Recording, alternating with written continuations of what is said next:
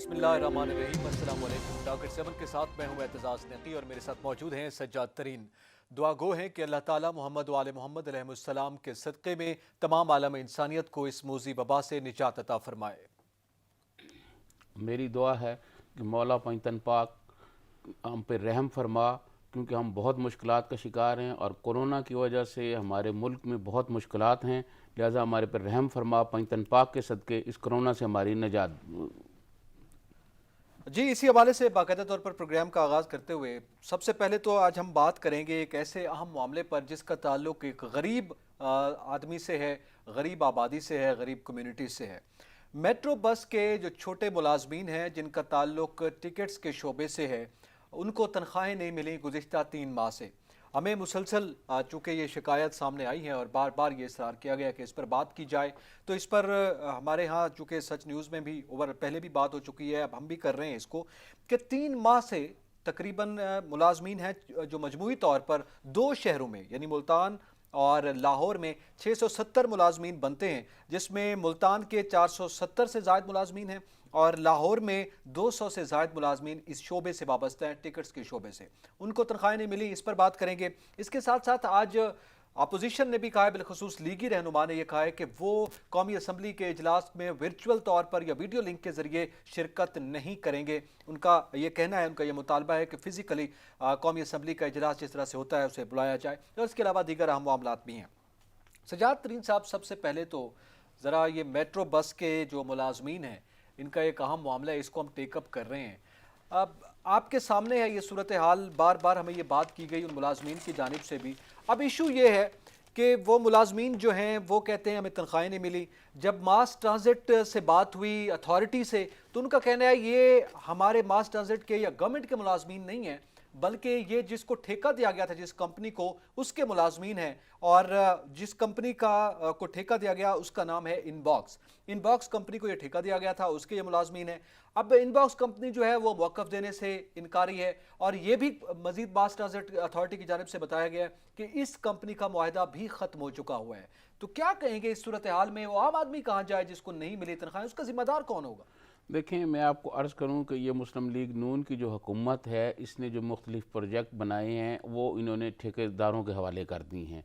ये जो मेट्रो बनाया था, इस पर बड़ा शोर मचा, जी अवाम के लिए बड़ी सहूलत होगी, अवाम के लिए बड़ा फ़ायदा होगा, इसमें कोई शक नहीं कि अवाम के लिए ये सहूलत भी है, ट्रांसपोर्ट फ़ायदा भी है। लेकिन इसमें जो काम करने वाले वर्कर हैं, जो गरीब लोग हैं, देखिए मेट्रो में जितने मुलाजमीन हैं उनकी तनख्वाहें को बहुत ज़्यादा नहीं है।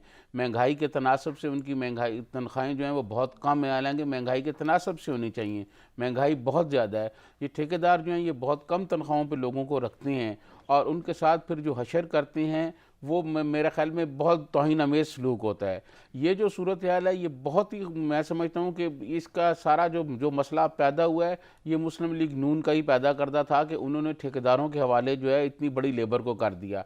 उसके बाद अब दूसरी तरफ आप देखें, ये जब से हुकूमत आई है, मैं समझता हूँ कि मुस्लिम लीग नून के जो प्रोजेक्ट थे इस PTI की हुकूमत ने उन पर कोई तवज्जो नहीं दी।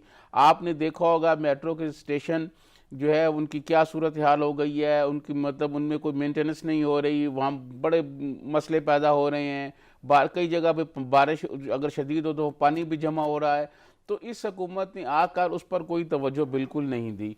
इन हालात में जब हुक्मरान जो हैं वो कोई ऐसी पॉलिसी ना बनाएं जो ये ठेकेदार या जो प्राइवेट मुख्तलिफ कंपनियाँ हैं उन पर कोई असरअंदाज हो, उनके लिए कोई अथॉरिटी होनी चाहिए, वो बिल्कुल नहीं है। उसके ना होने की वजह से ये लोग फिर फ़ायदा उठाते हैं। जो गरीब आदमी है, जो मज़दूर आदमी है, जो मेहनत कश है, वो बेचारा हर जगह हर शोबे में मारा जा रहा है। मैं समझता हूँ कि मेट्रो के आज मेरी कई लोगों से बातचीत हुई, मैंने उनको ये कहा कि आप इन कैमरा आएँ और कैमरे में आके ऑन कैमरा आप बताएं कुछ हमें। तो उन्होंने कहा कि अगर हमने कैमरे पे कोई बात कह दी तो हमारे खिलाफ और ज़्यादा इंतकामी कार्रवाई हो जाएगी। वो घबरा गए हैं। मैं समझता हूँ ये बहुत बड़ा एक जो है ना इस मुल्क का अलमिया है कि गरीब आदमी जो है उसको लेबर जितनी भी है पाकिस्तान में उसको ठेकेदार के हवाले कर दिया जाता है। और ये सिर्फ मेट्रो नहीं है, इस्लामाबाद की तो ये बदकिस्मती है कि यहाँ जो सफाई का निज़ाम है वो भी मियाँ नवाज शरीफ के ज़माने में जो है ना वो ठेकेदारों को दे दिया गया, जैसे पिंडी में दे दिया गया, लाहौर में जैसे वो अल बुराक नाम की कोई कंपनी है उसको दे दिया गया। तो इन्होंने हमेशा चीज़ों को ठेकेदारों के हवाले किया है। ये सबका गवर्नमेंट का वो है, ठीक है, लेकिन आने वाली गवर्नमेंट में भी इस पे कोई इस तवज्जो पर नहीं तवज्जो दी। नहीं दी, बल्कि इसको गुज़िश्ता गवर्नमेंट का मंसूबा समझकर खटाई में डाल दिया है। हालांकि नुकसान तो आवाम का हो रहा है। इस पर ज़रा डिटेल्स लेते हैं। हमारे साथ मौजूद हैं हमारे लाहौर से बड़े मारूफ रिपोर्टर हैं जैन नकवी। जैन नकवी, हमें आगाह कीजिएगा कि ये मामला क्या है, इस पर मुलाजमीन क्या बात कर रहे हैं, अथॉरिटीज़ क्या कह रही हैं? अजी बिल्कुल 3 माह से जो है ये मेट्रो स्टेशन पर काम करने वाले मुलाजमीन तनख्वाहों से महरूम है। और ये जो तमाम मुलाजमीन हैं ये टिकटिंग के अमले के मुलाजमीन हैं। लाहौर शहर में अगर बात की जाए तो 200 से जायद मुलाजमीन हैं जो टिकटिंग का काम कर रहे हैं। इसी तरह मुल्तान में 470 से जायद हैं और रावलपिंडी में भी 200 से जायद मुलाजमीन जो है वो टिकटिंग का काम कर रहे हैं, जिनको 3 माह की तनख्वाह नहीं मिली। असल मामला ये है कि इनबॉक्स कंपनी जो कि एक प्राइवेट कंपनी है, ये तमाम उसके मुलाजमीन है। और इनबॉक्स कंपनी का अगस्त 15 अगस्त 2019 को मास ट्रांजिट अथॉरिटी के साथ जो मुआहदा था वो मुकायदा तौर पर खत्म हो गया था। हमारी जब जीएम ऑपरेशंस मास ट्रांजिट अथॉरिटी उजैर शाह से बात हुई तो उनका ये कहना था कि जो मुआहदा है जब खत्म हुआ तो हमने इनबॉक्स कंपनी को दोबारा से ये कहा कि आप मुआहदे को जो है एक्सटेंड करें, जिसपे इनबॉक्स कंपनी की जानिब से ये कहा गया कि आप जो इस मुआहदा है, जो कॉन्ट्रैक्ट है, इसकी कीमत को जो है वो रेज करें ताकि हम दोबारा कॉन्ट्रैक्ट कर सके। उस पर उन्होंने कहा कि हमने बाकायदा तौर पर मास ट्रांजिट अथॉरिटी से रुजू किया और उन्हें तमाम तर मामले से आगाह किया कि जो प्राइवेट कंपनी है वो इस कॉन्ट्रैक्ट के पैसे में इजाफे का मुतालबा कर रही है। लेकिन मास ट्रांजिट अथॉरिटी ने बाकायदा तौर पर इसको साफ तौर पर इनकार कर दिया और उन्होंने कहा कि अगर मुआहदा करना है तो जितनी रकम में पहले मुआहदा हुआ था उतनी रकम कॉन्ट्रैक्ट की रखी जाए, उससे ज्यादा ना की जाए। 8 महीने की इनवॉइसेस जो हैं वो इस वक्त मास ट्रांजिट अथॉरिटी के पास मौजूद हैं, जिनको इनबॉक्स कंपनी को अदा नहीं किया गया। उजैर शाह ने कहा कि ये जो 8 माह की लाहौर शहर की 8 माह की जो इनवॉइसेस हैं ये ताखीर से पहुंचे और इसकी वजह यह है कि इनबॉक्स कंपनी एक तरह से जो है वो ब्लैकमेल करना चाह रही थी मास ट्रांजिट अथॉरिटी को कि शायद अगर मुआहदे में जो है वो तोसी के ये ख्वाहिशमंद हैं तो अगर इन्हें ये कहा जाए कि मुआहदे की रकम में या पैसे में जो है वो इजाफा किया जाए तो शायद मास ट्रांजिट अथॉरिटी इसको मान ले, जिसपे साफ इनकार हुआ। जिसके बाद अब आके जो है वो मार्च के अंदर जो है वो बाकायदा तौर पर इनबॉक्स कंपनी ने जो है वो रजामंदी जाहिर कर दी है। उन्हीं पैसों में मुआहदा दोबारा हो जाएगा।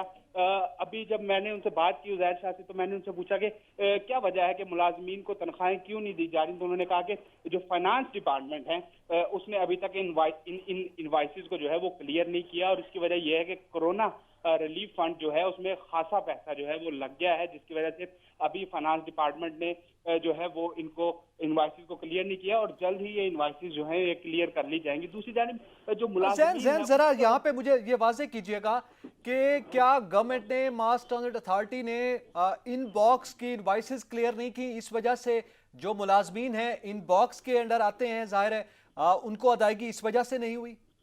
बिल्कुल ऐसा ही है। 8 माह की लाहौर शहर की 8 माह की इनवाइसेस जो हैं वो मास ट्रांजिट अथॉरिटी के पास है। अच्छा। जबकि रावलपिंडी की जो इनवाइसेस हैं उनमें 2 से 3 इनवाइसेस जो हैं वो अभी क्लियर होना बाकी है और मुल्तान में भी यही सूरत हाल है।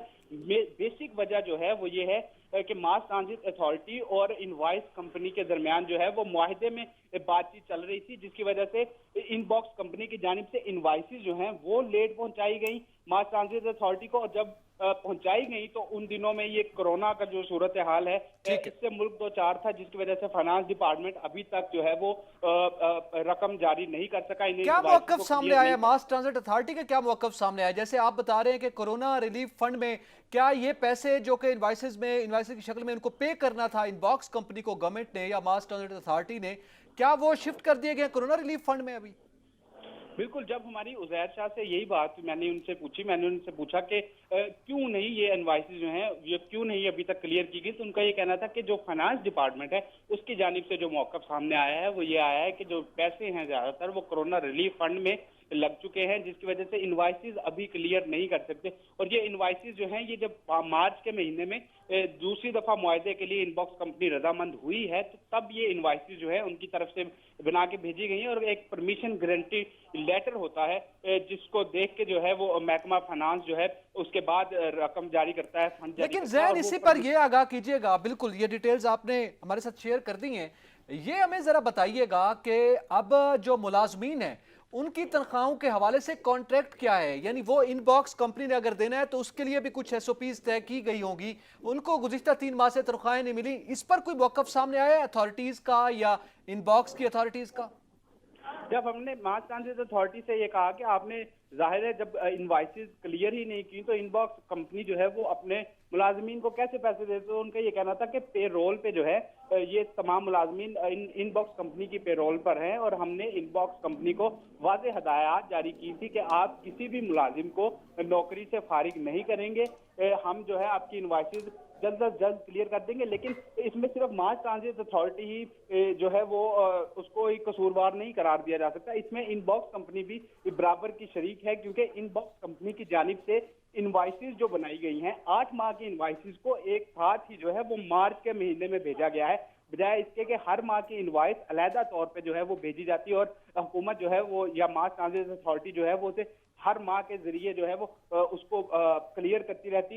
इकट्ठी जो है 8 माह की इनवाइसेस बना के भेजी गई, क्योंकि पिछले 3 माह से जो तनख्वाहें नहीं मिली वो इस वजह से ही नहीं मिली क्योंकि इनवाइसेस जो है वो मास ट्रांजिट अथॉरिटी तक अच्छा जैन ये बताओ कि क्या फाइनेंस वाले क्या कहते हैं कि ये कब तक वो पैसे रिलीज कर देंगे? अगर कोरोना जो है वो अल्लाह ना करे दिसंबर तक चलेगा तो क्या जो वो फाइनेंस वाले हैं वो दिसंबर तक पैसे जारी नहीं करेंगे? उन्होंने कोई डेडलाइन दी है कि वो जो कब तक मतलब कोई उनको तनख्वाहें मिल जाएंगी? जिन लोगों को 3-3 माह की तनख्वाहें नहीं मिली तो फाइनेंस वालों ने को बताया कि कब तक, अगर ये दिसंबर तक जाता है तो क्या दिसंबर तक नहीं पैसे जारी होंगे उनको?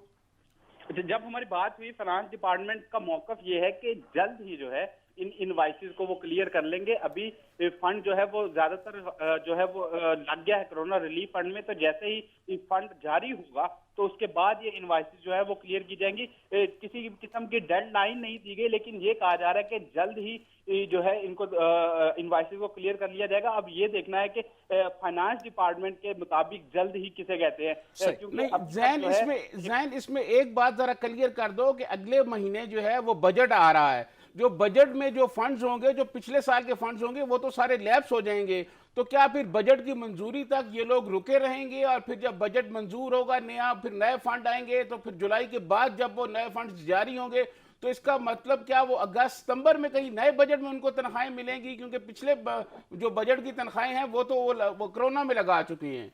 तो वो उनको फाइनेंस वाले को कहने का मतलब ये था कि जल्द कर देंगे कि जून में जब बजट मंजूर होगा उसके बाद तनख्वाहें देंगे लोगों को। देखने में तो यही आ रहा है कि शायद जो फाइनेंस डिपार्टमेंट है वो नए बजट का इंतजार कर रहा है कि शायद नया बजट आ जाए तो उसके बाद जो है ये तनख्वाहें जो है वो क्लियर की जाए।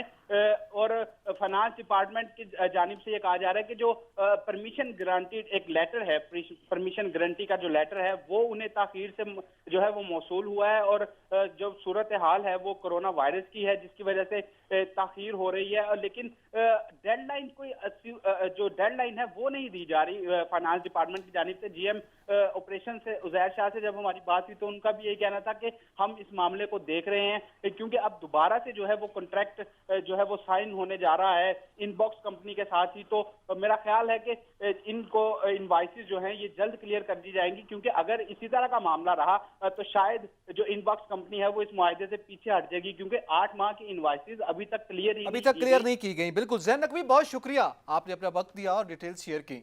अब से याद तरीन साहब, ये मामला है कि एक जानिब ठेकेदार है, दूसरी जानिब मास ट्रांजिट अथॉरिटी है यानी हुकूमत है, और पिस रहा है कि गरीब आदमी जिसकी तनख्वाहें नहीं, वो कहते हैं मुझे इनवाइसेस क्लियर नहीं की, वो कह रहे हैं हमने कोरोना रिलीफ फंड में दे दिया है, मारा जा रहा है काम आदमी जिसको ये भी नहीं पता। आपने नकवी साहब एक बात सुनी होगी जैन नकवी की कि उन्होंने फाइनेंस वालों ने ये कहा है कि जो इसके पैसे थे, जो मेट्रो की तनख्वाहों के लिए पैसे थे, वो कोरोना फंड में दे दिए गए हैं। अब आपको ज़रा मैं माजी में ले चलता हूँ। हमारे जो इस वक्त प्राइम मिनिस्टर हैं जनाब इमरान खान साहब, वो शहबाज शरीफ पर ये इल्ज़ामात लगाते थे कि उन्होंने हेल्थ का बजट, उन्होंने फ़लाँ बजट मेट्रो पे लगा दिया, उन्होंने फ़लाँ बजट पुल बनाने पे लगा दिया, उन्होंने फ़लाँ बजट फ़लाँ जगह पे लगा दिया, और जिस चीज़ के लिए वो बजट जारी हुआ था वो नहीं लगाया। फिर उन पे ये भी इल्ज़ाम लगता है शहबाज शरीफ पर कि जनूबी पंजाब के जो फंड्स हैं वो भी मेट्रो पे लगते रहे हैं। ये हमारे कई जनूबी पंजाब के सियासतदान भी ये इस पर इल्ज़ाम लगाते रहे हैं। तो प्राइम मिनिस्टर इमरान खान के दौर में भी पंजाब में वही कुछ हो रहा है ना, कि जो उनके लिए पैसे थे, जो मेट्रो के गरीब मुलाजमीन के लिए थे। देखिए ये जो मुख्तलिफ कंपनियाँ हैं, इनके जो तनख्वाहें हैं ये गवर्नमेंट से ज़्यादा वसूल करते हैं, आगे लोगों को ये कम देते हैं। इसमें बड़ा घपला है। इस पर अगर आप ऑडिट कराया जाए, जितनी कंपनी है, चाहे बोराक वाली है, चाहे इस्लामाबाद में जो सफाई करने वाले सैनिटेशन के ठेकेदार हैं, जिन्होंने तमाम वर्कर्स को तो तनख्वाहें जो हैं हुकूमत से, सीडीए से कुछ लेते हैं, आगे कारकुनों को कम देते हैं। इसी तरह मेट्रो में भी ये है। तो मैं ये समझता हूँ कि अब प्राइम मिनिस्टर इमरान खान को, चीफ मिनिस्टर उस्मान बुज़दार को ये कहना चाहिए कि इन लोगों के जो पैसे हैं वो जारी किए जाएं। इनके पैसे खुदारा कोरोना पे ना लगाए जाएं, कोरोना पे जो दूसरे लोगों के पैसे हैं वो लगाए जाएं, ये ना लगाए जाएं। ये गरीब मुलाजिम है और बहुत ही मुश्किलात का शिकार हैं जी ये मेट्रो वाले लोग जी। अच्छा, बिल्कुल इसी हवाले से जैसे ही आप बात कर रहे हैं कि ये मामला, एक जानिब तो मेट्रो वाले मुश्किलात का शिकार हैं, उनके मामलात जो हैं वो मजीद बिगड़ रहे हैं, और अगर कोरोना का खुद आज वज़ीर आज़म ने ये गुफ्तगू की कि आइंदा दिनों में ये भी नहीं पता कि ये कब तक ख़त्म होता है और फिर उसके लिए ज़ाहिर है क्या फ़ंड रिलीज़ किए जाएंगे। एक तो ये है, और फिर बज़ात खुद मेरे ख्याल में वो मनसूबा भी नापसंदीदा है ना मौजूदा हुकूमत का, पंजाब हुकूमत का। वो बात जो हमने इब्तिदा में कर रहे थे कि गुज़िश्ता हुकूमत का मनसूबा है, तो ये हुकूमत जो है उसको उस तरह से संजीदा नहीं ले रही। जैसे अभी आपने कहा वो तनकीद करते रहे, तो उनको तो पसंद ही नहीं है मनसूबा, तो वो तो मेरे ख्याल में इसके खात्मे के दर पे है। मैं आपको अर्ज करूं कि यही तो हो रहा है, यही तो हो रहा है ना कि आप मतलब जो मुख्तलिफ उस हुकूमत ने बनाए हुए मंसूबे आप उनको ख़त्म करें, लेकिन वो जो उस पर अरबों रुपए खर्च हैं इस गरीब कौम के, उसका क्या बनेगा? वो जो अरबों रुपए लगाए गए हैं, इतनी बड़ी बड़ी उसमें जो सड़कें बनाई गई हैं, बसें खरीदी गई हैं, और फिर जिन लोगों को मुलाजमतें दी गई हैं उनका क्या बनेगा? ये बड़ी नाइंसाफ़ी है। मैं समझता हूँ प्राइम मिनिस्टर इमरान खान को खुद जो है इस पर तवज्जो करनी चाहिए और खुद जो है आर्डर करने चाहिए कि ये जो मेट्रो के मुलाजमीन हैं इनको तनख्वाहें फौरन जारी की जाएंगी। अब आप क्या समझते हैं, आपकी क्या तजवीज़ है कि इसका अल्टीमेट हल क्या होना चाहिए? वो मुलाजमीन कहाँ जाएं जो मेट्रो बस के टिकटिंग के शोबे से वाबस्ता मुलाजमीन है और तनख्वाहें मांग रहे हैं? मैं समझता हूँ कि वो लोग जिन्होंने ये फाइनेंस डिपार्टमेंट जो पंजाब का है, जिन्होंने उनके पैसे जो हैं वो कोरोना में डाल दिए हैं और कहा जी कि कोरोना के लिए हम इस्तेमाल कर रहे हैं, सबसे पहले उनके खिलाफ एक्शन होना चाहिए। क्या उन लोगों ने अपनी तनख्वाहें क्यों नहीं डाली? फाइनेंस डिपार्टमेंट ने अपनी तनख्वाहें क्यों नहीं कोरोना में दी? तो मैं समझता हूँ ये बहुत बड़ी नाइंसाफ़ी है, और इस हवाले से ख़ुद प्राइम मिनिस्टर इमरान खान को और चीफ मिनिस्टर बुज़दार को एक्शन लेना चाहिए और उन लोगों के लिए फौरी तौर पर तनख्वाहें जो हैं उनकी अदायगी का हुक्म देना चाहिए। गरीब आदमी जो है उसके लिए मुश्किलात बहुत ज़्यादा हैं। यही अगर बिल होता किसी अमीर आदमी का, पाकिस्तान में प्राइम मिनिस्टर जो हैं वो हर वक्त कहते हैं कि यहाँ तबकाती निज़ाम है, वो सेहत के हवाले से कहते हैं तबकाती निज़ाम है, तालीम के हवाले से कहते हैं तबकाती निज़ाम है।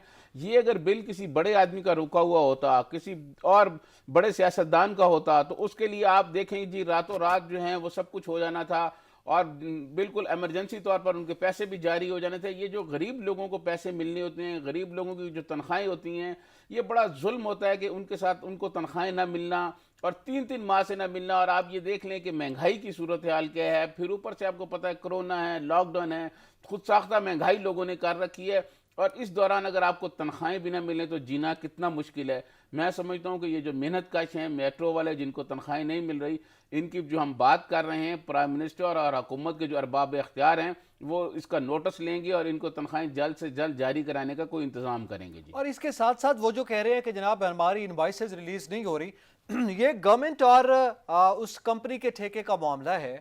क्या जब ये एग्रीमेंट इनके साथ किया गया, जो मुलाजमीन रखे गए थे, क्या उसमें यह तय था कि अगर इनवाइस डिले होगी तो उनकी तनख्वाहें भी डिले होंगी? मेरे ख्याल में ये कंपनीज इसकी पाबंद होती हैं कि वो अपने मुलाजमीन को तनख्वाहें बर वक्त अदा करेंगी, और वो भी इस एग्रीमेंट का हिस्सा होगा जो हुकूमत के साथ उसका हुआ होगा या जो रिन्यू होगा।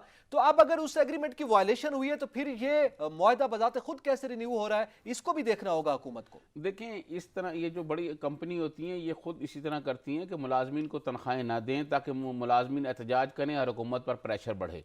ठीक है, इन कंपनियों के अपने मफादात होते हैं, ये मालकान के अपने मफादात होते हैं। जो कंपनी मालकान होते हैं वो ऐसे ही करते हैं कि जब उनको पैसे नहीं मिलते, आपने देखा होगा इस्लामाबाद में जब सफाई वाले वर्कर्स जो हैं उनको तनख्वाहें नहीं मिलती तो ठेकेदार कहता है जी आप एहतजाज कर दें, वो फिर मेयर के खिलाफ एहतजाज करते हैं, फिर वो पैसे मिलते हैं। तो इसी तरह ये कंपनियों ने इन मुलाजमीन को समझ लें एक हथियार के तौर पर इस्तेमाल कर रही हैं। ये बात नहीं होता कि इन कंपनी मालकान ये अरबों रुपए का प्रॉफिट कमाते हैं, ये अरबों रुपए कमा रहे होते हैं, ये लूट रहे होते हैं। ये एक हुक्मरान अशराफिया के साथ मिलकर ये अरबों रुपए के फ़ायदे लेते हैं लेकिन जब गरीब की बारी आती है, गरीब को तनख्वाह देने की बारी आती है, इनके मफादात पर ज़रा ज़द पड़े तो ये तनख्वाहें रोक लेते हैं, ताकि गरीब जो हैं वो बेचारा एक तो वैसे जो है वो मराहत से महरूम है और उसको खाने पीने की चीज़ें भी ना मिलें, वो एहतजाज करे, हुकूमत पर प्रेशर पड़े, फिर हुकूमत आए इनसे बात करे, इनको पैसे दे और फिर ये अपनी अय्याशियाँ करें और जो बच जाए थोड़ा सा वो तनख्वाहों के बाद में दे दे जी। अच्छा तरीन साहब, इसके साथ एक और बड़ा मामला है। एक जानिब तो जाहिर है गरीब आदमी है, उसकी पता नहीं कौन कब कैसे सुनेगा, जिनके वोट से ये इलेक्ट होते हैं। अब ये जो वोट से इलेक्ट होके आए हैं, ये जो अवामी नुमाइंदे हैं, उनकी एक जानिब अपोजिशन है, एक जानिब हुकूमत है, और उनके इन मामलात में बिलखसूस जो कोरोना की सख्त सूरत हाल है, इसमें भी बयानबाजी, तल्ख कलामियाँ और मुतालबात और एक दूसरे पर इल्ज़ामात का सिलसिला अभी तक जारी है। गो कि उसकी इंटेंसिटी किसी हद तक कम हुई है। एक जानिब ये ताउन की बात करते हैं, और दूसरा आज की फिर एक खबर है कि लीगी रहनुमाओं और हुकूमत के दरमियान पार्लियामेंट के इजलास के हवाले से एक इख्तलाफ जो है वो सामने आया है। यानी हुकूमत का ये ख्याल है कि वर्चुअल इजलास बुलाया जाए पार्लियामेंट का, और वीडियो लिंक के ज़रिए से, जैसे कि आपके इल्म में होगा पहले भी इजलास हुए हैं, बल्कि अपोजिशन और हुकूमती रहनुमाओं के दरमियान भी एक मुलाकात हुई थी वीडियो लिंक के ज़रिए। तो आज ख्वाजा आसिफ और दीगर लीगी रहनुमा उनके साथ मौजूद थे। ये मुतालबा किया गया कि हम वर्चुअल इजलास में शिरकत नहीं करेंगे, इजलास बाकायदा तौर पर पार्लियामेंट को बुलाया जाए और वहाँ पर अपोजिशन के सवालात के जवाब दिए जाएँ, पार्लियामेंट को लॉकडाउन नहीं होने देंगे। ये ख्याल सामने आया है। आपका क्या ख्याल है कि ये मुतालबा और ये राय इस सूरत हाल में क्या हैसियत रखती है? देखें, मैं आपको अर्ज़ करूं कि ये बात ख्वाजा आसिफ साहब की बिल्कुल ठीक है कि पार्लियामेंट जो है वो लॉकडाउन नहीं होना चाहिए।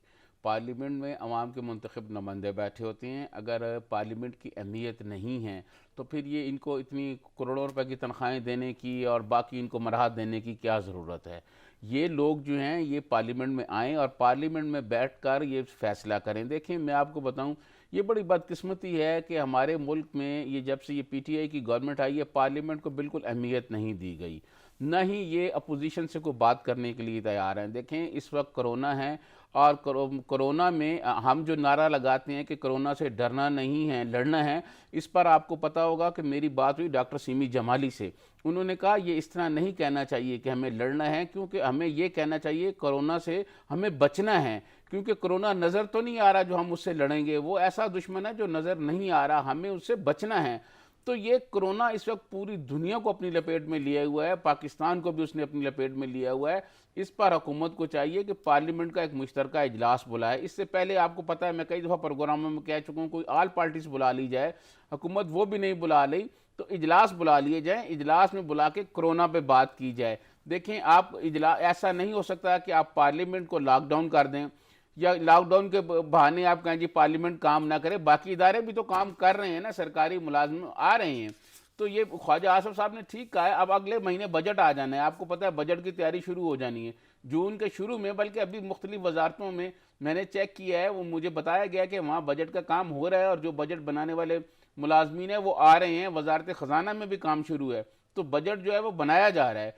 तो उस बजट को यकीनन पार्लियामेंट में लाया जाएगा, पार्लियामेंट में पेश किया जाएगा। अगर आप उनको पार्लियामेंट में नहीं लाएंगे तो बजट किस तरह पास कराएंगे। ख्वाजा आसिफ साहब का ख्याल ये है कि हुकूमत जो है वो इसी तरह वीडियो लिंक पर कोई एक छोटा सा पहले इजलास बुलाएगी तो आप बजट से पहले, और उसके बाद फिर वो बजट का जो इजलास है वो भी उसको लंबा नहीं करेगी और एक ही दिन में वो बजट पास कराएगी। मैं समझता हूँ ये इस कौम के साथ बड़ी नाइंसाफ़ी होगी अगर ऐसा होगा। तो बजट आना चाहिए और बजट पर जो अवामी नुमाइंदे हैं उनको खुल के बात करनी चाहिए, उन्हें वो हुकूमत को बताएं कि हुकूमत ने जो बजट पेश किया है क्या वो अवाम की ख्वाहिशात के मुताबिक है, नहीं है। इस पर अपोजिशन को बात करनी चाहिए और हुकूमत को चाहिए वो मौका दे।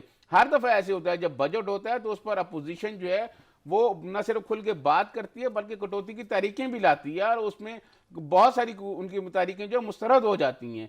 तो हुकूमत को ऐसा कोई काम नहीं करना चाहिए जिससे सूरत हाल कोई और तल्ख हो जाए और तल्खी की तरफ बढ़ जाए। मैं समझता हूँ कि हुकूमत को जो इत्तफाक राय पैदा करना चाहिए और अपोजिशन को अपने साथ मिलाकर आगे चलना चाहिए जी। अच्छा, ये तो बड़ी अच्छी, लेकिन दूसरी जानिब जैसे अभी आपने कहा एक रिवायत है, जाहिर है नॉर्मल हालात में तो वो रिवायत मौजूद है।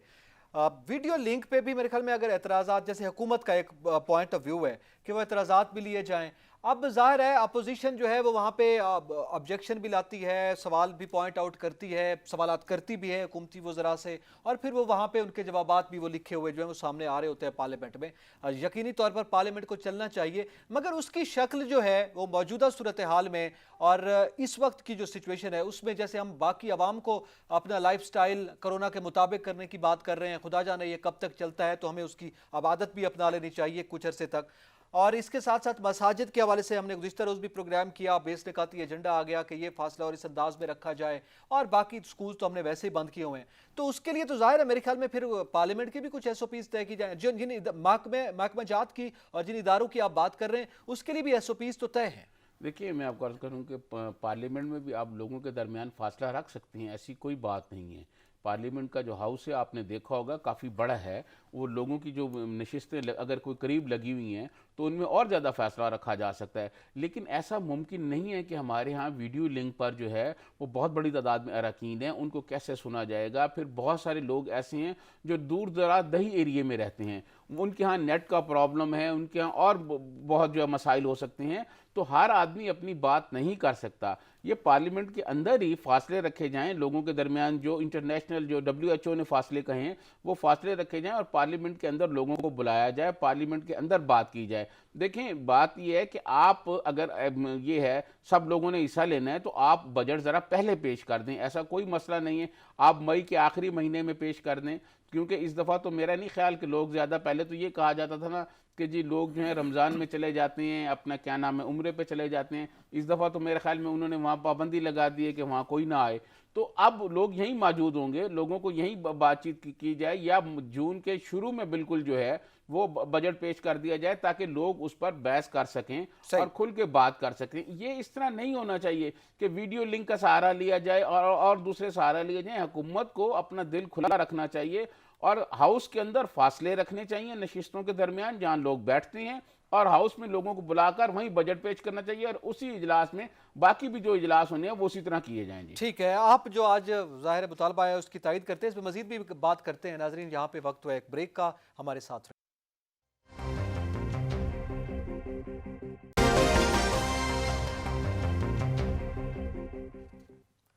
Welcome back. नाजरीन, बात कर रहे थे कि जो हमारे पार्लियामेंटेरियंस हैं जो उस गरीब आवाम की जो इस वक्त मुतालबात कर रहे हैं, एहतजाज कर रहे हैं, बार बार उनका हम जिक्र भी करते हैं उनके। अब तरीन साहब, अभी वो पहले बात हम कर रहे थे कि पार्लियामेंट, आप कह रहे हैं कि वर्चुअल इजलास या वीडियो लिंक के जरिए नहीं होना चाहिए, फिजिकली ही होना चाहिए, वहाँ पे जाके सवालात के जवाब देने चाहिए। आज ख्वाजा आसिफ ने जो मुतालबात किए हैं, मेरे ख्याल में ज़रा उनकी बात भी सुन ली जाए कि वो क्या कहते हैं।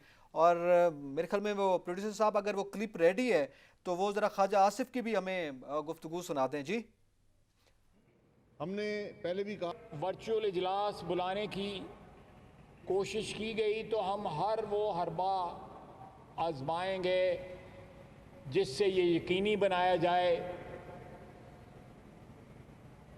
कि असेंबली का इजलास जो है या सेनेट का इजलास जो है वो फिज़िकल प्रेजेंस जो है मेंबरान की हो। आइंदा 2 माह में बजट भी आने वाला है। ये वर्चुअल इजलास बुला के कल हुकूमत की ये भी नीयत होगी कि वो भी वर्चुअल इजलास बुलाया जाए और एक दिन के अंदर जो है वीडियो के ऊपर ही लोग कौम को जो है वो जो भी कौम के साथ करना है वो कर लें। ये ऐसी मिसालें कायम होंगी जो आने वाले सालों और दहाइयों में गैर आइनी रवायात को जो है वो आगे बढ़ाएंगी, बढ़ावा देंगी। अब तरीन साहब, आपने गुफ्तगू सुनी है ख्वाजा आसिफ साहब की, और वो कह रहे हैं कि आइंदा ज़ाहिर बजट के हवाले से भी आएगा इजलास, तो उसमें भी फिर ये रिवायत बरकरार हो जाएगी और आइंदा के लिए भी ये शायद रिवायत बन जाए। तो क्या आप समझते हैं कि ज़ाहिर है इस एक एक्सेप्शनल सिचुएशन है, उसमें अगर इस तरह की सूरत हाल होती है तो क्या ये रिवायत बन सकती है? मेरे ख्याल में इमरजेंसी सिचुएशन है। नहीं, देखिए, मैं आपको अर्ज़ करूँ, हाँ, ये जो तरक्की याफ्ता ममालिक हैं, अमेरिका है, बरतानिया है, वहाँ तो ऐसी सूरत हो सकती है। हमारे यहाँ नकी साहब ऐसा नहीं हो सकता। आपको पता है हमारा जो जनूबी पंजाब है उसमें पसमानदगी कितनी है, हम उसकी महरूमियों पे बहुत बार बार ये जिक्र करते रहते हैं। अब वहाँ के जो हमारे अरकान हैं, फिर बलूचिस्तान के हमारे जो अरकान हैं, बारखान जैसे इलाका, ऐसे और बहुत सी जगह है जहाँ पे इंटरनेट की सहूलत नहीं है, अगर है भी तो वो कोई इतनी अच्छी नहीं है। तो उन लोगों के लिए मैं समझता हूँ हर आदमी को बजट में यह हक हासिल है कि वो अपने इलाके की नुमाइंदगी करे, अपने इलाके के मसाइल पर बात करे और बजट पर बात करे, क्योंकि आवाम जो है उनको इसीलिए मुंतखब करके भेजते हैं कि वो जाएं बजट पे और बात करें। देखें, ये कोरोना हो और अब ये तो नहीं कहा जा सकता जी कोरोना है तो लिहाजा इंतज़ामात नहीं किए जा सकते। इंतज़ामात तो किए जा सकते हैं ना, ऐसी बात नहीं है। हुकूमत इंतज़ामात करे, वो जो पार्लियामेंट में जो ज़रूरी इंतज़ामात हैं करने की ज़रूरत है वो इंतज़ामात किए जाएँ और तमाम जो अरकान हैं वो आएँ, चाहे वो कौमी असम्बली के हैं और उसके बाद सेनेट के हैं, वो आएँ और बजट पर बहस करें। सेनेट जो है वो अपनी तजावीज़ दे कि भाई बजट को कैसा बनाना चाहिए, फिर वो कौमी असम्बली उन तजावीज़ की रोशनी में देखेगा कि उनको पास करना है या उनमें तरमीम करनी है। तो मैं समझता हूँ हमारी जो कौमी असम्बली के अरकान हैं अभी वो इस तरह नहीं है कि उनको वीडियो लिंक पर लिया जाए और सबसे बात हो सके। ये एक मेरे ख्याल में मुश्किल नहीं बल्कि नामुमकिन मरहला है, लोग बहुत दूर दूर रहते हैं। तो लिहाजा इजलास बुलाया जाए और असम्बली के अंदर ऐसे इकदाम किए जाएँ जिससे कोरोना का ख़तरा ना हो। जी अच्छा, इस हवाले से पाकिस्तान पीपल्स पार्टी के आम रहनुमा चौधरी मंसूर हमारे साथ मौजूद हैं। चौधरी साहब, बहुत शुक्रिया वक्त देने का। आप ये मुतालबा किया है आज लीगी रहनुमाओं ने कि वीडियो लिंक की बजाय फिजिकल प्रेजेंस के साथ इजलास बुलाया जाए और साथ उन्होंने लफ्ज़ इस्तेमाल किया कि पार्लियामेंट को लॉकडाउन नहीं होने देंगे। आपका ताल्लुक एक ऐसी जमात से है जिसकी क़यादत पूरे मुल्क को लॉकडाउन करने के हक में है, बल्कि ये जो जुज़वी लॉकडाउन है इसके भी खिलाफ है, वो सख्त लॉकडाउन के हक में है। आप क्या कहते हैं? देखिए, अगर हम ये कहते हैं पाकिस्तान पीपल्स पार्टी का, तो ये तय है कि आप लॉकडाउन करें, क्योंकि आज भी इमरान खान ने कहा कि दुनिया के अंदर लॉकडाउन चल रहा है। लॉकडाउन वहाँ पे चल रहा है जहाँ पे अमवात और केसेस दोनों नीचे आते हैं, तो वो बतदरीज खोल रहे हैं। आप उस टाइम पे आप खोला है या खोल रहे हैं जब ये केसेस ऊपर जा रहे हैं। आपने तो एक दिन भी नहीं माना, इसी वजह से पाकिस्तान के अंदर। दूसरी मेरी पोजीशन ये है इस पे जो आपका सवाल, कि अगर ये खोल रहे हैं, मसाजिद खोल रहे हैं, फैक्ट्रीज खोल रहे हैं, दुकानें खोल रहे हैं, तो फिर पार्लियामेंट को क्या कर रहे हैं? आपने गरीबों के बच्चों को ही मारना है, वहां पे फिर खोलें, इसको करें वहां पे। और सोशल डिस्टेंसिंग जितना बाकी जगहों पे है उसी तरह से वहां पे भी एसओपी वहां पे कर लें। और बजट इजलास है और हर इजलास में वज़ीर आज़म खुद इंश्योर करे कि वो आगे बैठेगा जिस देर तक इजलास है, तो फिर बाकी लोगों को भी कोई एहसास नहीं होगा। चौधरी साहब, ख्वाजा आसफ साहब ने यह कहा है कि अगर वीडियो लिंक पे हुआ तो इस तरह गैर आईनी और गैर आईनी रिवायात जो हैं वो आगे बढ़ना शुरू हो जाएंगी। इस पर आप क्या कहते हैं? देखिए ना, ये कमेटी की मीटिंग तो हो सकती है वीडियो लिंक पे, वो भी नहीं की है, तो ये अभी तक तो बंद रखा हुआ है। ये जो पार्लियामेंट के मेंबर्स हैं उसके देगा कि इसको कैसे करना है। हम तो शायद पाकिस्तान पीपल्स पार्टी तो इस हाथ में हो कि वो वीडियो लिंक पे कर ले, उसके अंदर आपने रूल्स के अंदर तब्दीली कर तो वो कर सकते हैं। लेकिन सवाल ये है कि जब आप दूसरे इदारों को खोल रहे हैं तो फिर अपना ये जो सबसे बड़ा इदारा है जो आवाम की नुमाइंदा है, जो मस्जिदों को भी नुमाइंदगी करता है, जो मंदिरों की भी करता है, जो खेतों की भी करता है, कल्याण की भी करता है, फैक्ट्रियों की भी करता है, तो वो क्यों नहीं खोल सकता? फिर उसको भी खोलना चाहिए।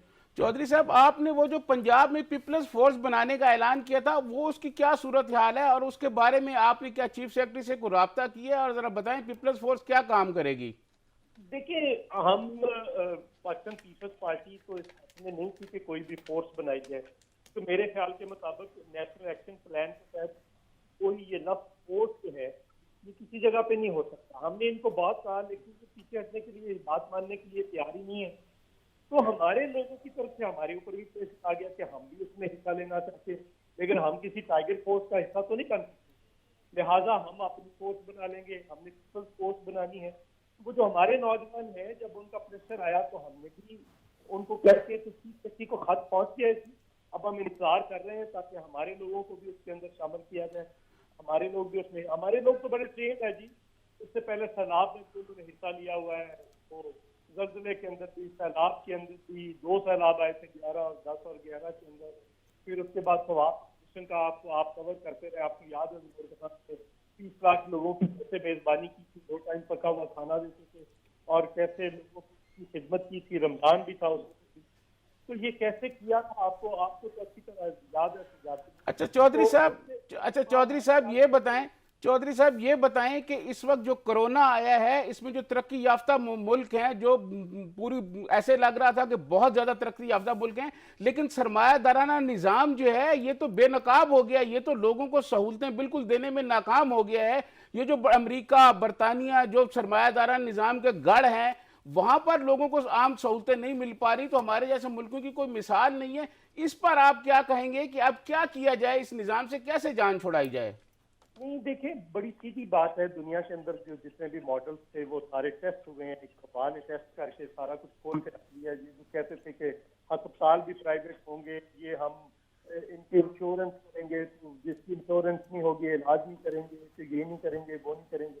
अब देखिए ना, अभी मैं एक डोनाल्ड ट्रंप की ट्वीट कर रहा था कि वो तेल की कंपनियों को नुकसान हुआ है तो सोचा है कि फौरी तौर पर मैं से कहता हूँ सेक्रेटरी फाइनेंस कि वो करे, उनका पूरा करे, नुकसान पूरा करे।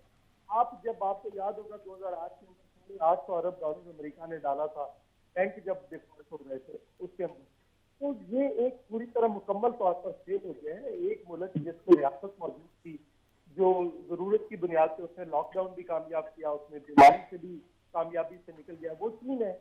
तो इसका मतलब ये हुआ कि ये जो सरमायादाराना मुल्क थे, जो इनके चौचले थे, वो सारे फेल हो गए और उनका कोई वजूद मौजूद नहीं है इस वक्त, क्योंकि ये जरा प्रेशर आया तो उनकी रियासतें जो थी वो कुछ भी बर्दाश्त नहीं करती, क्योंकि वो लोगों के लिए सिस्टम था ही नहीं, तो सिर्फ अशराफिया के लिए था। तो वो अशराफिया भी और लोग भी सारे के सारे धनी से धनी रह गए। तो इसलिए अब दुनिया के अंदर एक नई बहस शुरू हो गई है कि क्या ये सिस्टम एक्सेप्टेबल है, या वापस आपको डेमोक्रेटिक सोशलिज्म में वापस आना पड़ेगा, क्योंकि रियासत को बिल्कुल आप बाहर निकाल कर कोई दुनिया का काम नहीं कर सकते। इस वबा ने ये भी बताया कि जरूरतें जो बनाई उनकी वो जरूरतें थी नहीं। किधर गया असला, किधर गए वो बड़े बड़े बहरी जहाज जो दुनिया को पता करने चलते थे, वो किधर गए? आज सही नहीं है। आज खुराक सिर्फ लोगों की जरूरत है, आज खेत लोगों की जरूरत है, आज ये चीजें बुनियादी जरूरतें बनकर फिर उभरी। और दुनिया के अंदर पोस्ट कोरोना जो है ये एक नई बहस शुरू होगी। यकीनन ये एक बड़ी बहस होगी। चौधरी साहब, ये बड़ा अहम आपने मामला जो है वो डिस्कस किया, पॉइंट आउट किया है। इस पे तो यकीनी तौर पर प्रोग्राम भी हो सकता है। चूंकि प्रोग्राम का वक्त बड़ा मुख्तर है, बहुत से सवालात इसके हवाले से हमारे जहन में थे। बहुत शुक्रिया, आपने बड़ा कीमती वक्त दिया चौधरी साहब और हमारे साथ रहे। तरीन साहब, ये बड़ा एक अब ज़ाहिर है पीपल्स पार्टी का जो मौक़िफ़ है वो ये सामने आया है कि शायद उनकी जो जमात है वो तो वीडियो लिंक के ज़रिए इजलास की हिमायत कर ले, लेकिन ये जो हुकूमत का रवैया है कि एक जानिब तो वो मुकम्मल तौर पे लॉकडाउन के हक में नहीं है और पार्लियामेंट को उन्होंने लॉकडाउन किया है, ये मेरे ख्याल में एक जस्टिफाइड बात है। देखें, बात यह है कि चौधरी मंजूर साहब ने एक बड़ा खुल के और पूरा पॉइंट ऑफ व्यू दिया अपना। चौधरी साहब ने ये कहा है कि आप बाकी इदारे खोल रहे हैं, आप लोगों को इबादत की भी इजाज़त दे रहे हैं मस्जिदों में, आप बाकी जो है तामीराती काम भी दे रहे हैं। तो उनका ये ख्याल था, उन्होंने एक जुमला इस्तेमाल किया कि क्या गरीब लोगों को मरने के लिए आप छोड़ रहे हैं, तो पार्लियामेंट को भी बुलाएं। फिर पार्लियामेंट में तो मेरे ख्याल में 80% 90% लोग वही हैं जो सरमायादार लोग हैं, जो इस मुल्क में अपना इलाज नहीं कराते, जो इस मुल्क का पानी नहीं पीते। बहुत से लोग ऐसे हैं जो पानी बाहर से मंगवा के पीते हैं। आपको याद होगा कि बहुत सारे लोग ऐसे हैं जो कहते हैं कि हम तो फ्रांस का पानी पीते हैं। तो उनको भी आना चाहिए पार्लियामेंट में, उनका भी फिर होना चाहिए। और मैं ये नहीं कहता कि पार्लियामेंट में अल्लाह ना करे कोई ऐसा वायरस होना चाहिए या उनको भी पहुंचना चाहिए, लेकिन पार्लियामेंट में उन लोगों को बुलाया जाए और उनके लिए जो हिफाजती इकदाम हैं वो हुकूमत का काम है करना, हुकूमत करे। क्योंकि वीडियो लिंक पर पूरे मुल्क के लोगों को लेना, और लोग पहाड़ों में रहते हैं, बहुत सारे लोग दूर दराज इलाकों में रहते हैं, वहाँ इंटरनेट जो है वो उस तरह जिस तरह कराची वाले देख सकते हैं उस तरह बारखान वाले और राजनपुर वाले लोग तो नहीं देख सकते ना, उनके यहाँ मसाइल हैं। तो लिहाजा मैं इन मसाइल की वजह से कह रहा हूँ कि पार्लियामेंट में लोगों को बुलाया जाए और पार्लियामेंट में ही हर इशू पर बहस की जाए। जी नहीं, ये बड़ी आपने बात की है, लेकिन मेरे ख्याल में वो जो आप बात कर रहे हैं कि नेट की हवाले से जिन लोगों ने इजलास में शिरकत करनी है उनके पास तमाम फैसिलिटीज़ जिनका भी आपने जिक्र किया उसमें नेट भी शामिल है, वो वहाँ हो सकता है और वो शमूलियत करते भी रहते हैं, हमारे टीवी प्रोग्राम्स भी करते हैं। लेकिन ये मेरे ख्याल में अपोजिशन के इस मौक़िफ़ को भी यकीनी तौर पर देखना होगा। वक्त चूँकि ख़त्म हो गया है कि एक जानिब तो आप सख्त लॉकडाउन की बात करते हैं और दूसरी जानिब आप भी ये बात कर रहे हैं कि जनाब फिर हम वीडियो लिंक के ज़रिए नहीं आएंगे। हाँ, ये मुतालबा ज़रूरी है कि फिर तमाम जगहों पे आप मुकम्मल लॉकडाउन करें, उस सूरत में हम पार्लियामेंट में भी वीडियो लिंक के जरिए आएंगे। लेकिन वो तो बात ही कुछ और कर रहे हैं ना। अब वक्त खत्म हो गया, एक कमेंट कर दीजिएगा इस पे। देखिए, मैं आपको अर्ज करूं कि इस पे ये वीडियो लिंक पे मसाइल पैदा होंगे। ये इसका हो सकता है आप आज हम प्लान करना शुरू करें तो अगले 5 साल तक ऐसा सिलसिला बन जाए, लेकिन अभी फौरी तौर पर ऐसा मुमकिन नहीं होगा। बुलाना पड़ेगा असेंबली में लोगों को, फौरी तौर पे बुलाना पड़ेगा। बहुत शुक्रिया सज्जाद तरीन साहब, आपने अपने तजिए से नवाजा। नाजरीन, अगले प्रोग्राम तक के लिए इजाजत दीजिए। अल्लाह हाफिज।